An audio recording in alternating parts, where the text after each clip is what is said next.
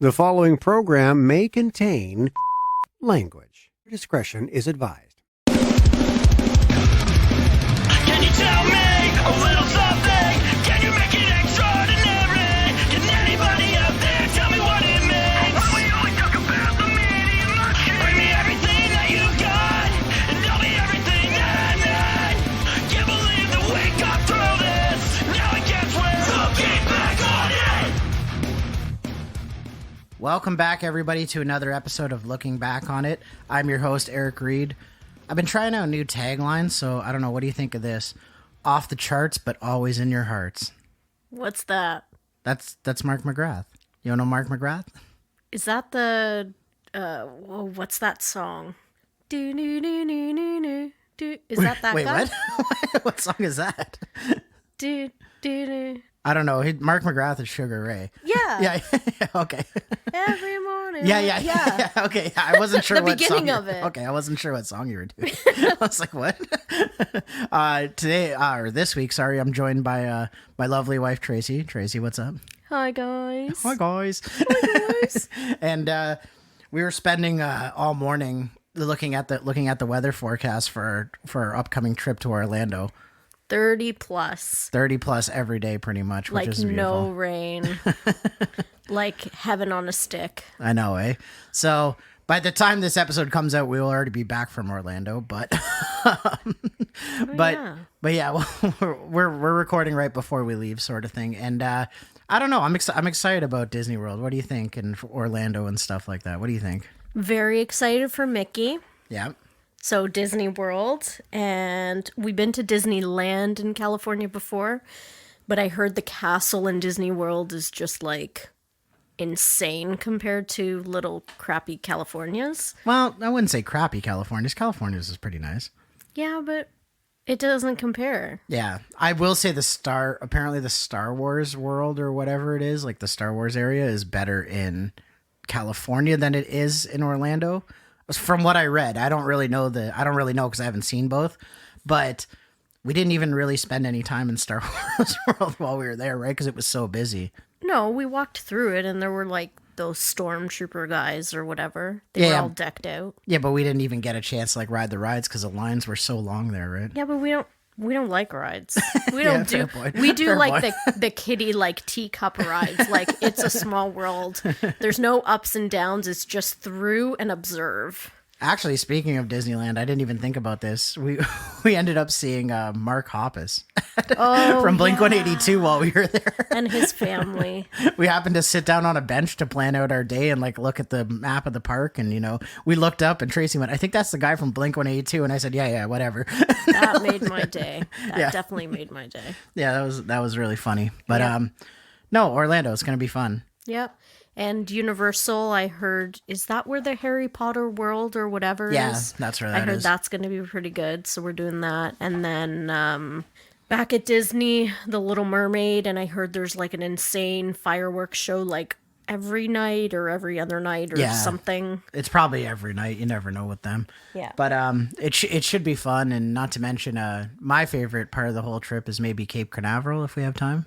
Go to the Kennedy Space Center. I know I'm a nerd. I love it. Ew. Yeah, she's not too into it, but I think it's gonna be fun. It's Cocoa Beach. I mean, it's beside a beach, so Yeah. you can drop me off at the beach. Actually, wait. So I'm driving, so I'll drop you off at Nerd Central, and I'll go to the beach. There you go. Oh, don't drip on yourself there. Sorry. Water spilled all over myself. A little bit of a mess this morning. I didn't really get a lot of sleep. I forgot that it was a spring forward. this Daylight weekend. savings. Yeah. So as I was staying up doing my notes for my other show, AEWTF, I accidentally burned through my hour watching Dynamite last night, but that's okay. So this episode itself, we got kind of commissioned to do. Forced? No, not forced. Not Commissioned? Commissioned. Forced? We got commissioned to do by Randy Charpentier. Convinced. Yeah, convinced. Yeah, there we go. By the big chief himself, Randy Charpentier. He was so impressed, I guess. I should say. I don't know if he was impressed or not, but this was shortly after the Super Bowl he asked me to do this. So this will be a special episode because we're doing 2 Rihanna albums which is not really in my wheelhouse, not really something I normally do. But I thought, you know what? If anybody likes Rihanna, it's probably my wife. And am I wrong? I mean, I'm excited for it, but I'm more excited. Should we tell them what we're going to do as the second podcast at some point? Absolutely. We should actually tease that as well. So this episode will be 2 Rihanna albums, but we are going to record another one when we get back, just me and her, that's going to air on our anniversary. And it'll be Evanescence Fallen, which is like one of the best metalcore albums of all time. Or not metalcore, sorry, like emo, I guess, technically. Like it's metal, but it's considered like emo. That was my life. Yeah. That album was my life. Well, that's what I was saying. I think like when we first started dating, even like, you know, all those years ago, but even when we first started dating, every time I would get in the car, that album was playing. You know what I mean? So 11 solid years of Evanescence. solid years.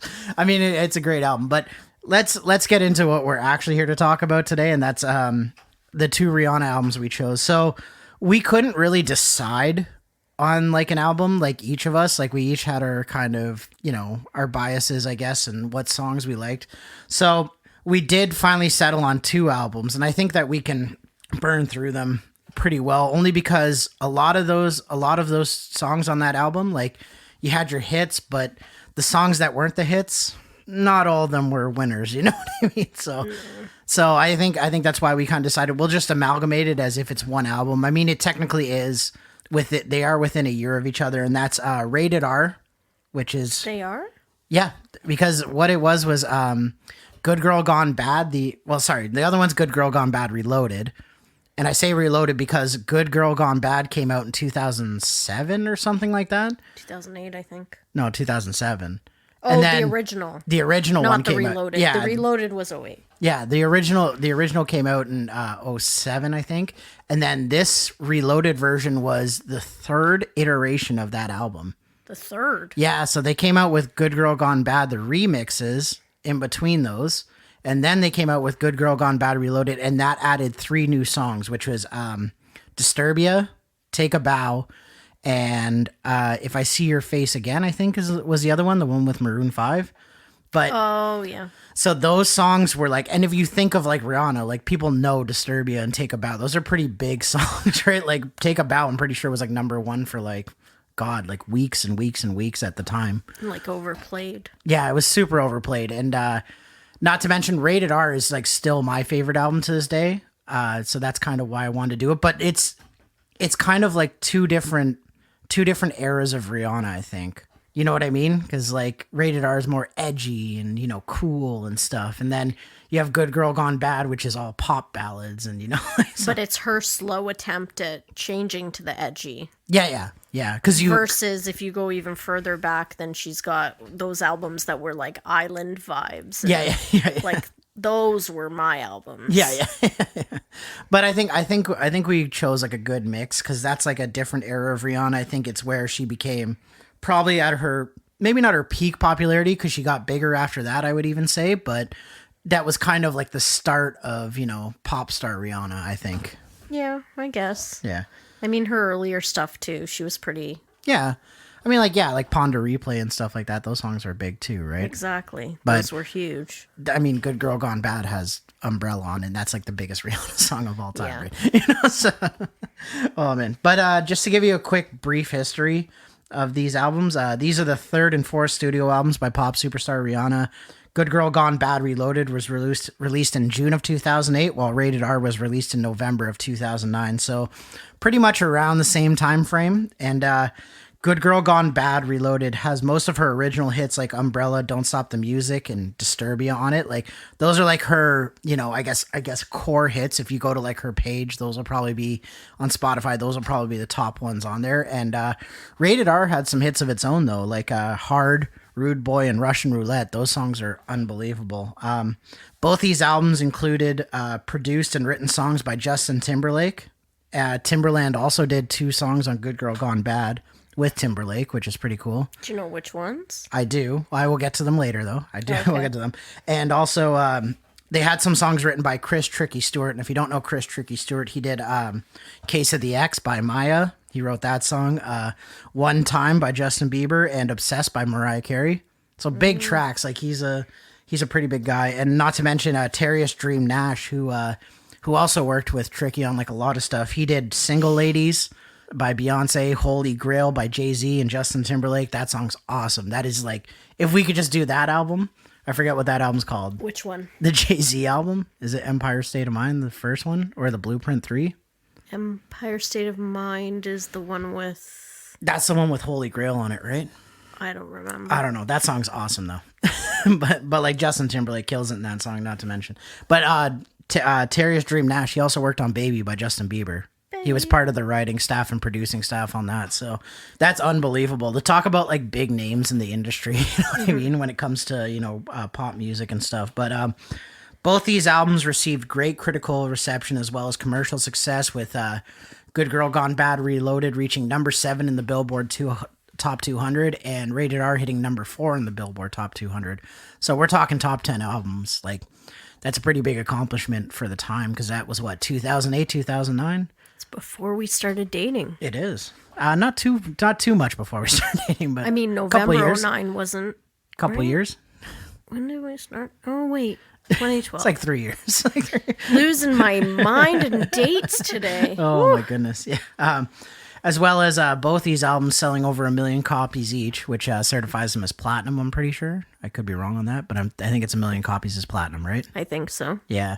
And these two albums show two very different sides of Rihanna's career, despite being released around the same time.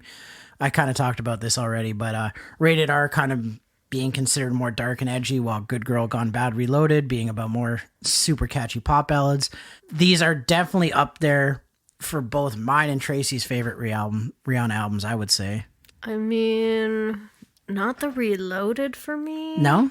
I mean, I like it, but I find it doesn't have as many hits, so I don't like it that as much as Reloaded. Okay, I could see that. Did I just say Reloaded twice? I mean, Rated R. I'm not sorry. Just say Reloaded twice. Rated R is Yeah. not top on my list, but I could see that. Reloaded is better for me. Fair enough. I mean, for me, like personally, Rated R will forever be my favorite, only because of the song Russian Roulette. Mm-hmm. That song is unbelievable. I will get into it later, but what do you think? Should we just get into the meat and potatoes of the whole thing? Yeah, man. All right. This first segment is called Riff City. Riff raps at the best. Riff raps at the best. Riff raps at the best. Riff raps at the best. So for Riff City this week, I was kind of interested to see how Tracey would kind of choose her riffs. So we're gonna kind of do it in like I guess Rated R will be first, then Good Girl Gone Bad Reloaded will be second. Is that how you were gonna do it? Yeah. Okay, so I'm kind of interested in what your picks are for Riff City, because I think with something like pop, you don't really have to necessarily,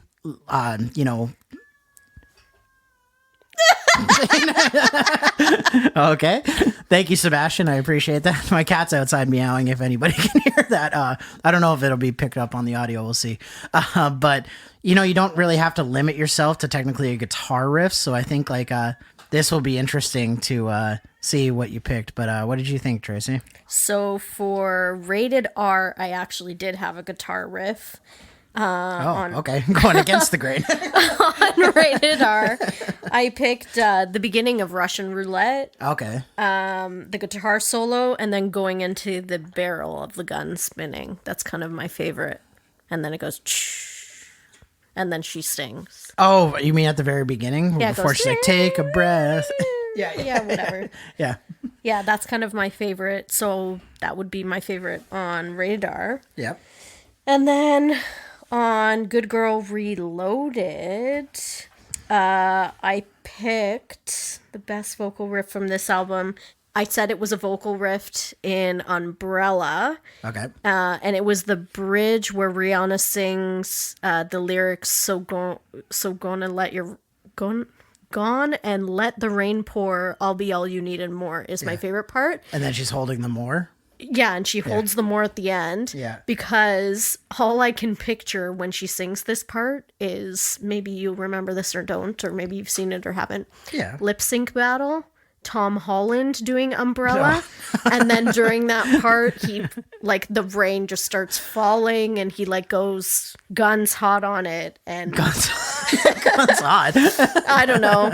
So the rain starts pouring and there's like sparklers on the stage and he does an entire routine under the rain and he flips and everything and like totally turns into this like badass bad boy. Okay. Doing his little umbrella routine. So every time I hear that part, I just picture him in like all black on stage under rain dancing. Okay. And fake singing. Fair enough. Yeah, I think that's the most pop culture reference that we've ever had on this show because I've definitely never watched Limp Bizkit Battle. I think I've maybe seen the one where it was like Anna Kendrick, I think was like rapping. She did the Magic Mike thing, wasn't it? Her versus Channing Tatum. No, that was Channing's wife, Jenna. Okay. Yeah, no, she did 2 songs. Anna Kendrick. She did one where it was like something about like the girl, and then but she was against the Office guy. What's his freaking name? Who? Jim. The guy who plays Jim, right? The guy who plays Jim. She was against John Krasinski. Right, sorry, John Krasinski. Yeah. And then like she came out with a T-shirt of John Krasinski's wife on it. Oh, Emily Blunt. Yeah, Emily Blunt, and it was like, yeah. Okay. So it was pretty cool. And then her second one, she did a J-Lo song, and then J-Lo came out on the stage. It was really cool. We should do a J-Lo album. No, we shouldn't do a J-Lo album. This might be a one-off. We'll see. I don't know. Wow. But for my picks, I had rated R on Rated R. Sorry, I had Wait Your Turn. The verse synth riff. It's just like super catchy. The dun dun dun dun dun. Or whatever, like right at the very beginning. I've already messed it up. I can tell.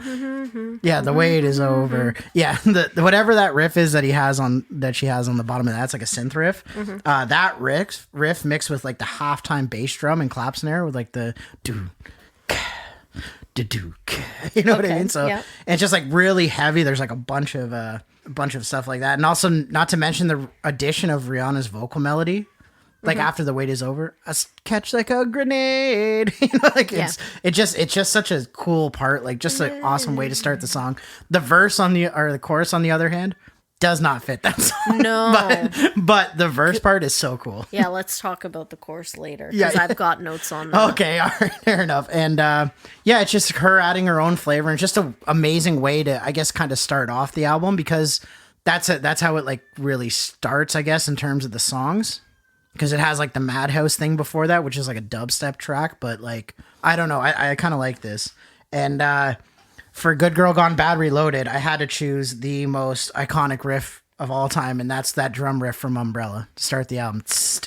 Right? And just, that's quite literally the lead-in of the entire album. And it immediately hypes me up whenever I hear that song. Like, clouds in the storm. Yeah. I literally get 1,000-yard stare when I hear that song. I'm like, oh my God, it's back again. But seriously, though it's like a simple drum riff, it like completely drives that entire song. It's just littered throughout the entire song. It's nice and simple, just a backbeat for the whole thing. And it's refreshing to hear like an acoustic drum set on a pop song used for that purpose.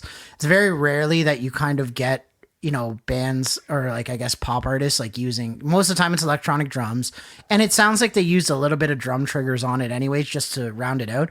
But you can tell the feel on it is like some guy just grooving to that. You know what I mean? He probably hit a loop on it and he's just grooving to it. You know what I mean? Just hitting the chops on that. So, it's, I don't know. I like it. I thought it was really good. Yeah. It was a pretty good one, actually. Yeah. So, let's get into our top 3 tracks here. While we're doing top 3? Yeah, top 3 tracks on each album. So I guess technically in total our top 6 tracks. Does that count? Yeah, man. Yeah. So Tracey, what'd you have for Rated R? Okay, so I'm gonna start with the third best. Okay. Third best on Rated R. They don't have to be in any particular order if you don't want, but I mean I already have them in an order. All right.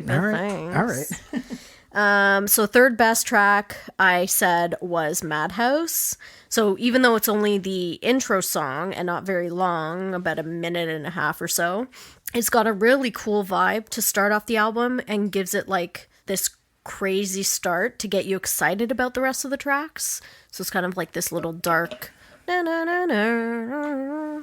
It's kind of really neat. So that was my third best track from Rated R. Not to mention that that wild dub riff that they have on top of it, like Yeah. it's basically like a dubstep track. Yeah, right up my alley.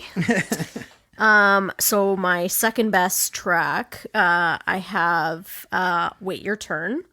So it's the second song on the album, and it's perfect segue after the intro, I feel. Like, it goes with the vibe. The one downfall, like I said in the song, is the chorus. Because it kind of switches vibes from, like, the dangerous, edgy Riri to, like, a sweet girl, and then switches back. Yeah. Like, I like the edgy vibe, and she should have just stuck with it. Yeah, it's like a weird change up halfway through, and now the wait is Yeah, it goes too over. happy for It's me. like, what happened? This Whoa. is rated R. This is not like This is rated R. it's a small world. It's not physically rated R. I just want to clear that up. But I mean, whatever. yeah. No, I get what you're saying though. It was such a weird departure, and it's not. Sometimes the contradictory nature of a song can make it cool. I will talk about that later when it comes to my top 3 tracks. But in that case, I don't think it really needed it. You should have made that whole song dark. Right. Yeah, Yeah. I agree. And then for the best track, of course, I said Russian Roulette. Yeah. So even though it was very overplayed on the radio, the vibe of the song stays true to the album's title. Yeah. Like, it's rated R. Like, it's talking about, like, there's a freaking gun in it, for God's sakes. I hear you. So that's kind of, you know what? Let's segue into my top 3 then for Rated R, because that was my number 1 track, was also Russian Roulette. Just because that song is by far my favorite Rihanna song of all time. It has those like haunting backup lo-fi vocals accompanying the main melody. She just kind of just doing like whoas and stuff like that in the background, but it's like the way she's doing it, like it's just lo-fi and it's like very slightly in the background, super super haunting, as well as the bass just kind of riding the one note, dun dun dun dun dun dun dun, and it's synced up with the drums and stuff like that, all for like a big build up to like this huge chorus, right? Like the chorus is just massive. Not to mention these lyrics seem to be some of the most like meaningful lyrics of like the entire album, right? It's like it's a breakup song technically, Yeah. Okay. but it's like it's more than that. It's about like how like she's realizing that like maybe this person wasn't right for her, you know what I mean, and how she was like, you know, hurting herself by being with this person and stuff like that. It's definitely really cool, and the song is just like so amazingly produced, so amazingly written, and so amazingly performed. Like there's nothing about it. It kind of you know what, I will bring it up now only because no, you know what, I'll save it. There is an interesting fact I have about this song and Disturbia and those ones, but Okay, so that was your number 1. that was my number 1. So you know what, I'll go backwards. I'll do them 1, 2, 3. So number 2 for me was the last song. And I Literally the one that's called The Last Song. Yeah, the last song. Okay, Yeah. So I thought about that. I played with that one a little. Well, I like it just because it's just like an amazing ballad, right? Like super uplifting and sad at the same time. You know, it's the last song. It's coming to an end, but she's like, it's almost like happy that it's like the last, you know what I mean? Yeah. And Rihanna's voice is just mixed so huge and wide. Like they have so much like reverb and like spatial like awareness on the voice. It's just like massive. It feels stereo all the time. And just kind of envelops the whole track. And I love the use of the electric guitar over the piano riff to like add a little bit of edge to it, where Buddy's just like, just straight up, just Shred City. Like just Shred City at the very end. He's just literally just shredding the entire time. That's all it is. And I have to wonder if it was Slash who did this, because Slash, I couldn't find anything online about this, but Slash is on the song Rockstar 101. Is that dude still alive? Oh yeah, they're still playing. Who are you kidding? Yo, man, I'm so like out of touch with certain things. But I have to wonder if they could they convinced Slash, or they probably paid him, but you know what I mean? But like, if that's the case, like the solo is unbelievable on that song. And not to mention, the whole song just plays well on like dynamics and build-ups to make those chorus and bridges like sound super massive, and like not really a lot of drums in it. Like, you know what I mean? So it's, yeah, the whole thing just kind of plays on this whole dynamic, like, you know, like dynamic mess, kind of similar to how, like, I guess the last episode we put out won't be that now, but I did an episode earlier about The Shape of Punk to Come by Refused, and they did the same things. It's like almost like intentionally mixing things quieter during the verse, so you make that chorus sound huge. Okay. So it's like the playing of the volumes, the dynamics and stuff with the instruments, and that's very much like a classical music thing, where they would take, like, say one theme, let's say, and then just play it over and over again. It would go from very, very quiet to very, very loud. Okay. And it just kind of like, just to break up the whole song itself. I don't know. I'm getting too nerdy now. Sorry. Yeah. Okay. Let's move on. Okay. But the third song that I had chose was Hard. Okay. And this song is just straight up just a major bop. I just like this song. It's like there's nothing to it more than I just love this song. I love the use of like the acoustic drums mixed with like the triggers on it. The drums just like kind of drive the song, right? You know, just to start it, right? Is that the one that goes, yeah, yeah, yeah? Yeah. Yeah. Yeah. Oh, yeah. Oh man, just classic. Yeah, Rihanna melodies. You know, ride this beat like a pony. It's, you know, My apologies, guys, by the way. If I ever, like, little sing moments. Yeah. My apologies. Yeah, all good. That's kind of what this show is about. Like, a lot of people, well, I mean, no one's gonna know this unless we decide to put a track of yours on the thing. But Tracey is an amazing singer, and she likes to only sing in the car in the shower. But she's better than me, and I literally do it for a living. So, you know, like, so, oh man. Shower is my go-to. Yeah. Actually, the car. The car, yeah. I was gonna say the car was like a big thing when we first started dating her. But the backing vocals in this song are used perfectly as well. Like, using a phaser effect on them gives the whole song like a huge stereo feel, where it's like panning back and forth between your left and right ear. Yeah, okay. I get that in the car. Yeah. Not to mention Jeezy. I love Jeezy. He's featured for a wicked like 16, 24 bars there on it. He is? Yeah. It's not even written on the... Yeah, it is. It says Rihanna featuring Jeezy. Oh, I did not read that at all. But I do love Jeezy as far as like, because he's like that, I don't know, he's from that era of like, you know, with like Paul Wall and those guys and stuff like that, where I was like very much into rap a lot. This is like, you know, probably around this time when he was like just starting to be big, you know, around was that, 2007, Eric? 2008. What's up? Where was that, Eric? I was still in high school, I think, when I was into like Lord. Jeezy and like Paul Wall and stuff like that. Not to give away my age, because you did say I was old. I didn't say you were old. I said But you were when you older were in than me. high school, I was in university already. Oh, okay. Pretty much done. When did you graduate high school again, babe? 2008, 2009. I graduated university in 2009. Okay, so that's like 4 years. That's old. That's not a big deal. With my, what was his name? Eggy the Ram. Eggy. I think his name was Eggy. I don't know. Your school name changed anyways. It doesn't exist Oh, anymore. yeah. Ryerson is no longer a thing. Yeah. Oh, great. It's not a real thing. Jeezy just has like some of the most like awesome like hard lines in that entire thing. Like where he's like, couldn't even come in my room, smell like a kilo. Look like me and two of my boys playing casino. That's just super hard. I can't even picture that part of the song right now. Yeah. Okay. Cardiac arrest. He's talking about his new watch called the Heart Attack. No. Either way, the producer of this song deserves a Grammy. There's like the beat and the backing music is just so dope. It's so perfect, and just like same idea. It's just one theme over and over again, but it just works so well. Okay. What Should we about, move on to Good Girl? Yeah, let's do Good Girl Gone Bad. I'm wondering what your top 3 are on this one, actually. So I'm going to start in reverse again, just like last time. Okay. So third best track on this album, I said, was Rehab. So this one was probably relatable to every woman I know at one point or another in their lives. That time when you're like madly in love with somebody, because she says lyrics like, it's like I checked into rehab, baby, you're my disease. So she's like obsessed. But then something happens and it all goes to shit.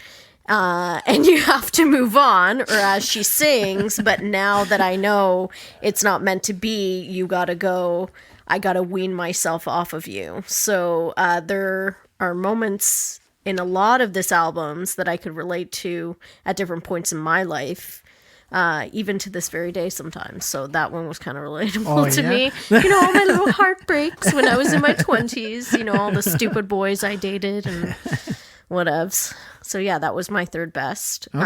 Yeah, I mean that's probably one of the better tracks on the album. That is a song written by Justin Timberlake and produced by Timbaland. See, I told you I was going to tell you like that. it. Yeah, I was going to tell you. Well, you can tell. It gives it My away right away. JT. It sounds like a JT song with her on it. That's Yeah, pretty much what it sounds That's like. probably why I love that song. Yeah. The second best track I had on this album was Disturbia. Oh my god, sorry, I can't talk today. Minus the endless bum bum dee dum lyrics that Bum bum dee dum. get repeated like 7 or 8 times. Yeah, but there's more to that song than just that Yeah, part. That I part's know. just like a catchy pop. No, part, I know. I like the whole song minus kind of that. It just plays too much. So this song kind of makes me want to move sometimes, like get up and dance, creep away. Almost like the Jenna Ortega in the new series Wednesday. Jenna Ortega. Yeah, not quite to that extent, but kind of makes me want to, you know, disturb you. It's So you're doing the Wednesday Addams dance. To yeah, it? Is that what you're saying? kind like some version of it or whatever. That's what it kind of reminds me of. And then for number one best track on this album, for me, is a tie between. So I kind of couldn't pick. Okay. So I picked "Don't Stop the Music" and "Shut Up and Drive." So both of these songs just make me want to get up and dance again and move or drive around in my car. So I love any music that I can relate to and just drive around for hours blasting, singing to myself, as Eric told you, and getting out my feelings or whatever's happening in my life at that time. So listening to a good song on the drive to work, you know, kind of sets the tone for the rest of the day for work too. Yeah. And that's why those were my number one. I can't agree with "Shut Up and Drive," but I can agree with "Don't Stop the Music." I do think that's a great song. That actually kind of ties in because that was my number one. I guess all my picks aren't really in any particular order, but that was one of the ones that I picked as my top 3 songs for the album. Okay. I think it's just special to me because of how much I've listened to it. Like, honestly, I think I've heard that song more than I've heard most songs. Just because when this song came out, I was actually working at Subway at the time.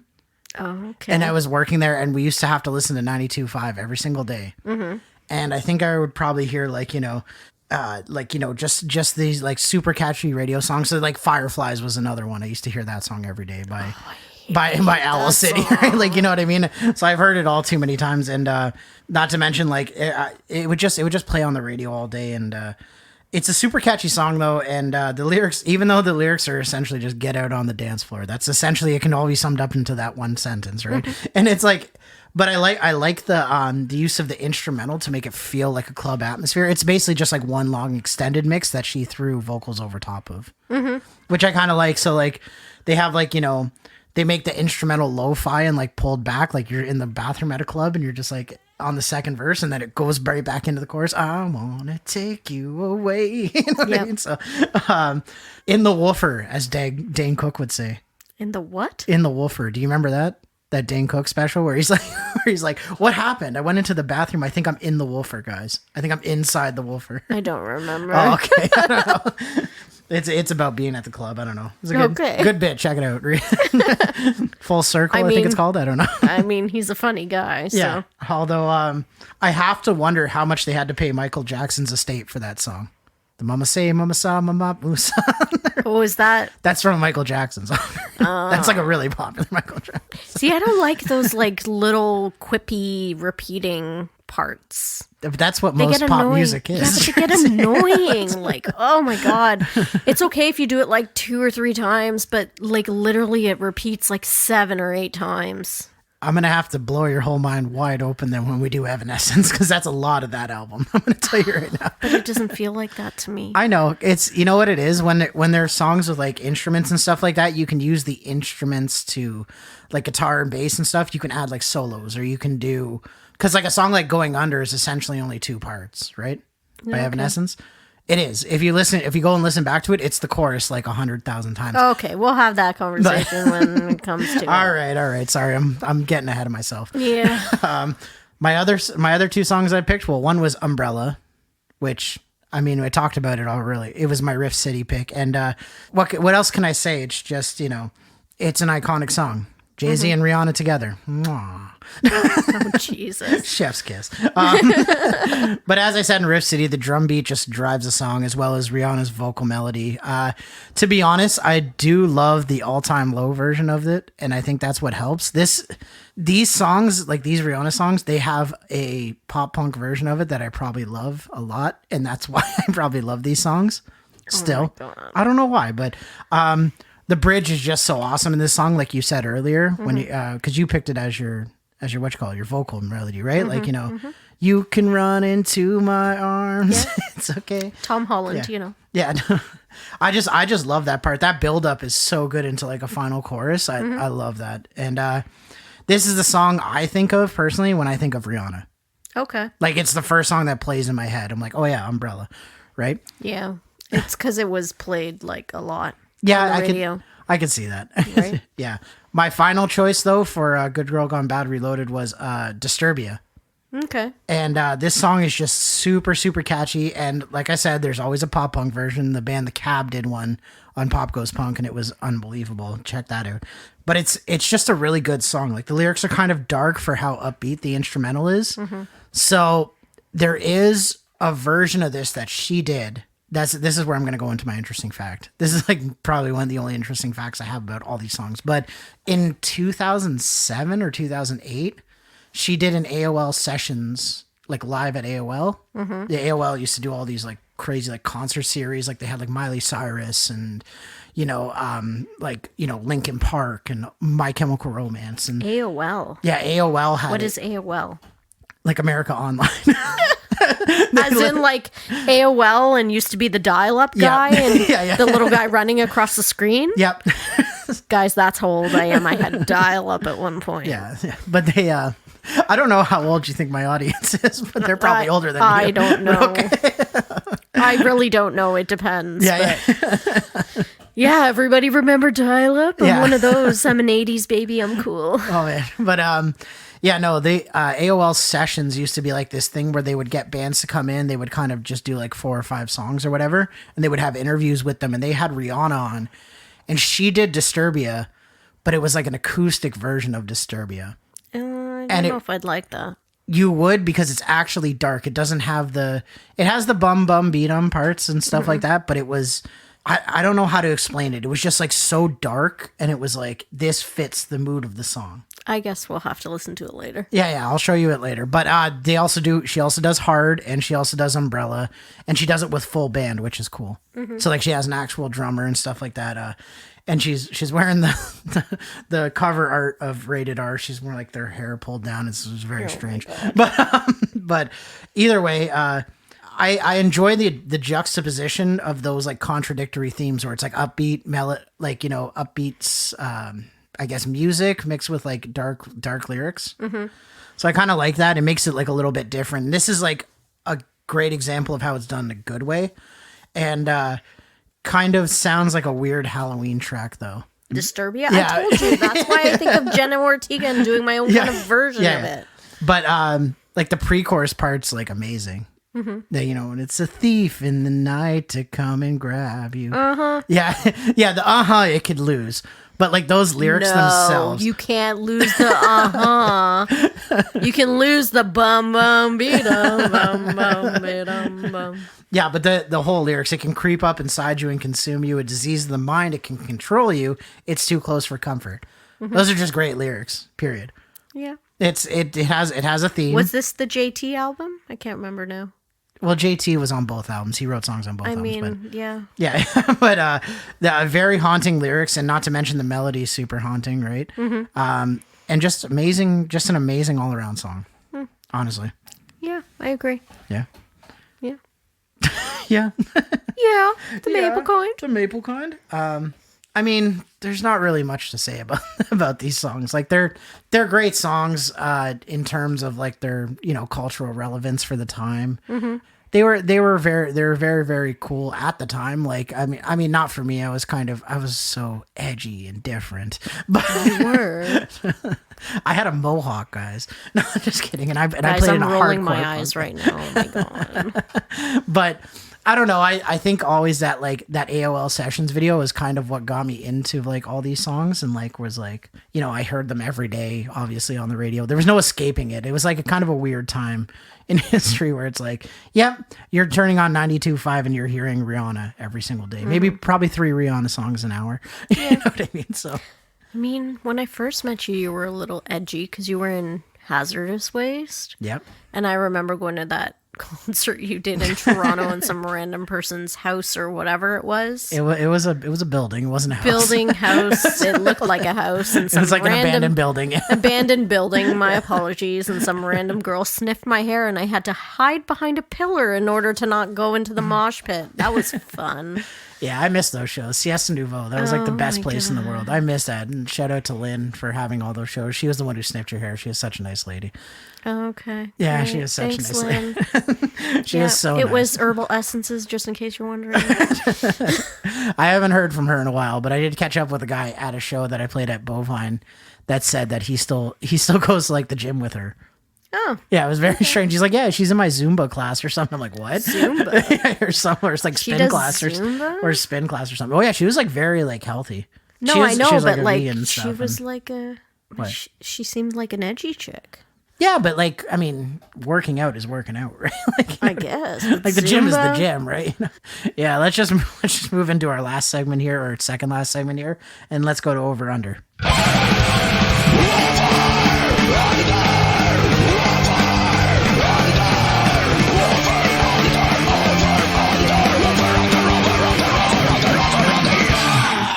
So for my overrated pick, you know what? We'll split it into the 2 albums. So we'll do rated R first. We'll both go through our rated R picks, and then Good Girl Gone Bad Reloaded. Oh yeah. Okay. So for my overrated pick this week, I had Rude Boy, Okay. and I'm sorry for rated R. Anyways, this song is just like the most overplayed song on the entire album. Yeah. But hey, you know, sex sells. So, because the entire song is essentially just about doing it. Call me rude boy, can you get it up? Yeah. See, that's the fact that they let down the radio is still amazing. Like, I mean, it's gonna be on your show now. yeah. But it makes sense why it did so well. Personally, if it's a song about sex, right? The synth riff though is super catchy. I'll give it that. Okay, stop nerding out. No, but it is. It's a good All right. riff. We get it. Rihanna's vocals are really good too. Mm-hmm. But I think I've just heard it so many times that it's lost its luster for me. Okay. It's not really, it's not really there for me anymore. But my underrated song for that album is Russian Roulette. Underrated? Yeah, I think it's underrated. I know it was a single, but it wasn't Rude Boy. It wasn't Hard. Like those songs I heard more than I heard Russian Roulette. Okay. I don't know. I think so personally. But what can I say about this song that hasn't already been said? It is without a doubt the best Rihanna song ever written and embodies the edgy, dark nature of the album itself. And this song should not be slept on when we're talking about her greatest hits, I think. I think this could be like your top 5 greatest hits, this song. I could. For you. I mean, Diamonds is up there too, because that song's really popular. Shine bright like a diamond. Yeah, That one? Yeah. That song's really popular too. Do you know that song was written by Sia, by the way? It sounds like a Sia song. Yeah. Yeah. She wrote it and then she gave it to Rihanna. Okay. Yeah. Sounds Great like a song. Sia. But what were your picks for rated R? So I also had the same overplayed song as you. Yeah. I had Rude Boy. Yeah. Because I couldn't even count how many times I heard that on the radio when it first came out. Oh yeah. Just played again and again and again Have you seen the and again. College Humor video with UTK No. where it's Rude Boy Explained or whatever? No. So they kind of took that song, like, you know who UTK is, right? No. UTK is the guy from Pitch Perfect who does like the beatboxing for the guys team. I'm trying to picture. The Indian guy with the glasses. Oh, That's that guy. So UTK he's also in a freestyle rap group called Freestyle Love Supreme with Lin-Manuel Miranda from Hamilton and stuff like that. And his whole thing was that college. He used to be on a bunch of College Humor videos from while he was living in New York and stuff like that. And he had one called Rude Boy Explained, and it was like they would do like the chorus part or whatever. It was like, "Can call me rude boy, can you get it up?" He's like, "Okay, wow, that's way too much pressure. Give me an hour and I'll be back." Like pretty much the whole thing was that he was just like he was like doing like a back and forth thing with Rihanna, and the whole point was that he was just like he couldn't like keep it up, and he was just like he was just like an average guy. Like he's like, "Wow, you're getting on my nerves, Rihanna. Like you're getting way too aggressive about this." Oh God, it's so funny. I can picture that now. Yeah, if you haven't seen it, go check it out on College Humor. It's so funny. Yeah.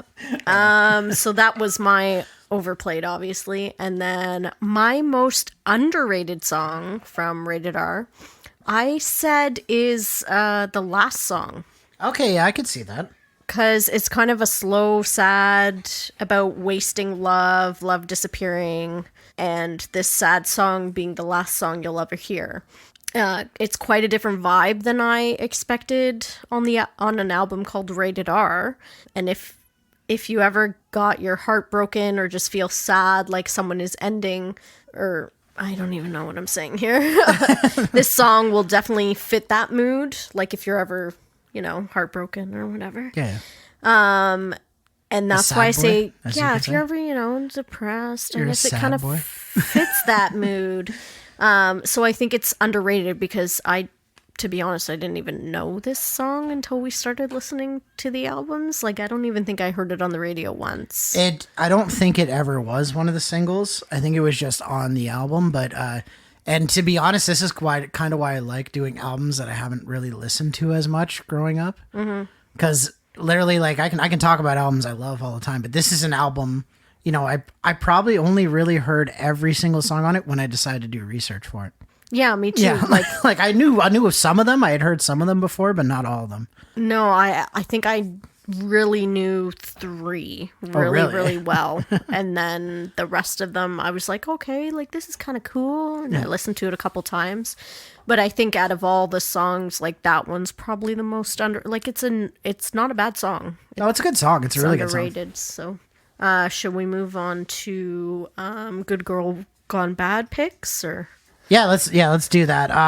I have. Do you want to go first? Or do you want me to go first? You can go. Okay.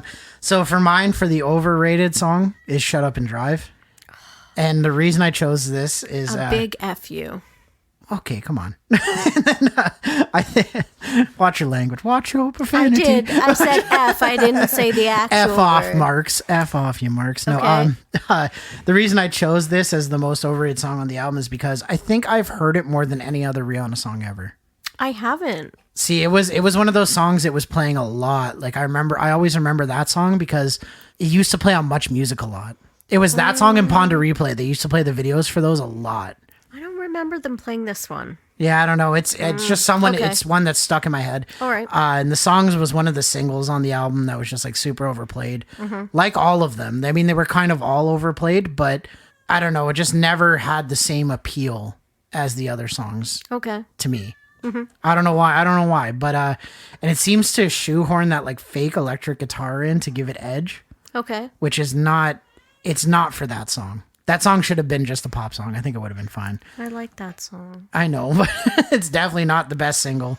And unfortunately, I'd rather hear Don't Stop the Music. Okay, is that your underrated? That's my overrated. No. Is Don't Stop the Music your underrated? No, my underrated song is Rehab. Okay. So that song, obviously, like I told you before, written by Timbaland and Justin Timberlake. The drums give it away right away with like the bass drum and then the clap snare. It's pretty much sounds the exact same as Dead and Gone. You know that song by T.I. and Justin Timberlake? Dead and gone, Yeah. dead and gone. even the vocal melodies are very similar. Yeah. So you know what I mean? can see that now. Yeah. So even the way she sings is like it's so Timberlake influence with the O's on the chorus, right? So I got checked into rehab. Oh, Baby, you're my disease. Yeah, exactly. So, but the lyrics are really good on this track, especially the chorus, like we just talked about, and just unbelievably catchy and super sad, which is 100% right up my alley. I do like sad songs, and So depressing. so depressing. I know. I love how it basically plays off the same riff as a theme and then just varies as the song progresses, which is very much like a Justin Timberlake thing. Like Cry Me a River was pretty much one chord. Which is more normal than her, what was that song that we were talking about earlier in it? Which one? That it was like the Wait Your Turn. Oh, Wait Your Turn. Right, Yeah, where yeah. it didn't stick with the theme. Yeah, and it changed, yeah. But I love the use of the acoustic guitar on this song. And those simple drums, it's just nice and simple, just as a backbeat the entire time, and it lets the lyrics shine and carry the whole song. I'll give it to you. Not happy about the Shut Up and Drive one, though. It's going to be awkward after I hit stop recording, isn't it? Yeah, we're going to have a little chat. So mine, most overplayed song on this album, even though I do love it, and now have something comical to relate to it, is the Umbrella. So that song was just played way too much on the radio back in the day. I literally remember switching radio stations when I didn't want to hear it anymore, and my other favorite radio station was playing it too. So I think this is when I still had a BlackBerry or maybe a very old iPod Touch or something. Okay. So I didn't have a lot of songs loaded and had to literally listen to the radio in my car. And it was just brutal. Changing stations and it's still playing. Yeah. So that was my overplayed or overrated. And then my underrated, I said was Shut Up and Drive because I don't remember hearing it that much. Oh, I remember hearing it all the time. I don't. And this song, now thanks in large part to the movie 21, always makes me think of partying and gambling, right? I forgot about that. It's in 21. It has such a fun, free, careless vibe that just makes you want to hop in your car and go drive away and get up to no good, you know? Like I want to go to Vegas, hop on a plane and go make some money. Is that the one with the guy from Across the Universe? Yeah. Where he counts cards? Yeah. Okay, yeah, I know what you're talking about. Ooh, we should do a Beatles album. We could very much do a Beatles album, but I remember working at McDonald's and hearing nothing but the Beatles every time I opened. 6-2 because of some old lady, and she refused to listen to anything else but the Beatles. that sounds like she's very open to her music taste. Oh no! Like literally, you changed it, and sorry. Did you work with Sean, perhaps? No. But it was like the female, like I'd say 20 times older version of Sean. Yeah, where it's only Beatles and Elvis. Oh my God. And you turned it and like resting bitch face. And she would like stomp over to the radio thing and change back to the Beatles. Oh my God. And I couldn't even count the number of times we heard Yellow Submarine. Like I literally. That's not even a good Beatles song. Exactly. But she loved it and she would just like bop and like hand out shit through the drive-thru, and I'd be like, we all live it. I just felt like an Oompa Loompa going through the same freaking song. And it'd play, I think, every hour, once an hour. Like, it was bad. But anyways, yeah, so Shut Up and Drive because I think of 21. Like, I relate things to movies or my life or whatever, and all I can think of is 21 and them partying in Vegas. Fair enough. So I think it's underrated because I don't remember it playing on the radio that much.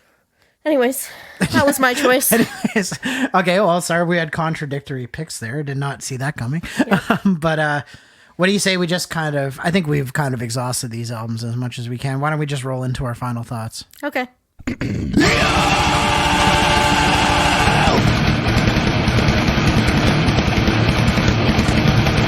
Final thoughts. For Rated R, my final thoughts were there were some songs on this album that I think didn't really fit the title's vibe and probably should not have been included, or some songs like Wait Your Turn, which we talked about a lot, which started with the right vibe and then changed to a more mellow or happier vibe, so I didn't really like that. Also, the track Stupid in Love. I don't know who wrote this song, but some of the lyrics are just horrific. You know what the problem is? I think Chris Tricky Stewart and Terry Stream Nash wrote that song, which is insane because they also wrote Umbrella.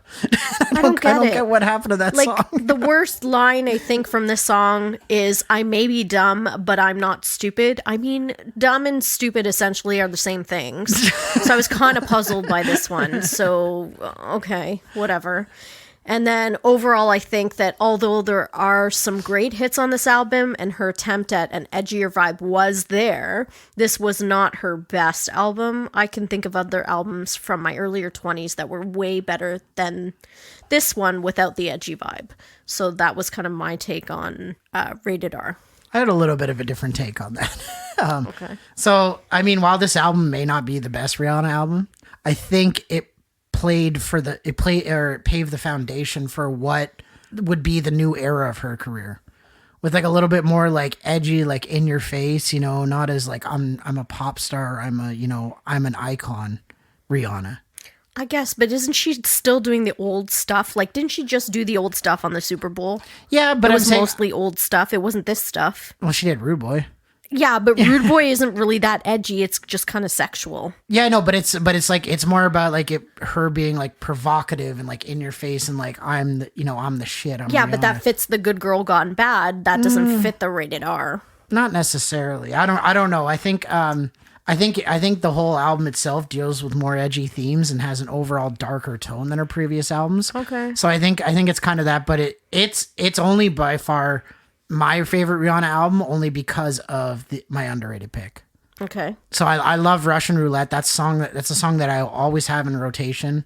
I listen to it quite frequently, honestly. If I'm being honest, it's more like my guilty pleasure song, I guess you could say. Not around me, you don't. Yeah, well, there's a lot of time I'm in the car by myself, let's be honest. And either way, I just feel like it should be considered in the top albums of hers, just because of how amazingly put together it was and how amazingly produced it was.